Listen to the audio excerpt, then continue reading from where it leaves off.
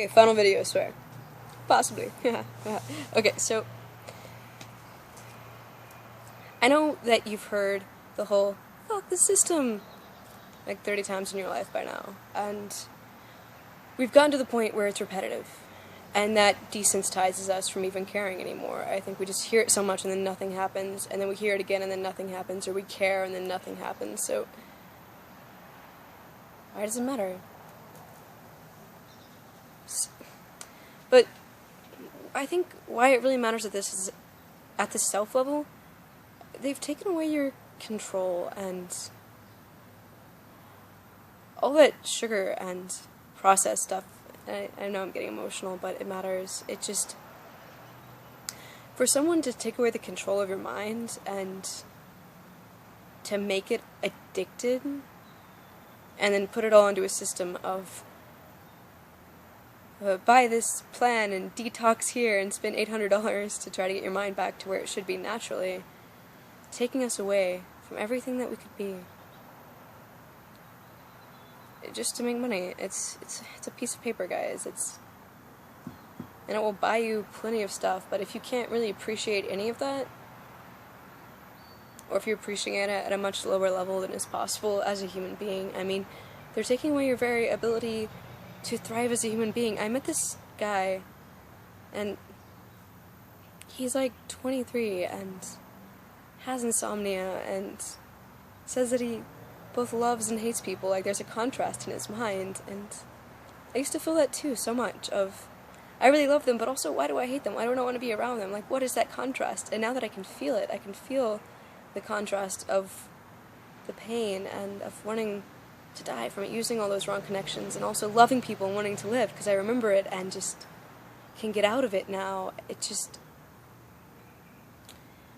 he's also 23 and beautiful and isn't very sexual or likes to be touched and likes the images of horrific things, you know.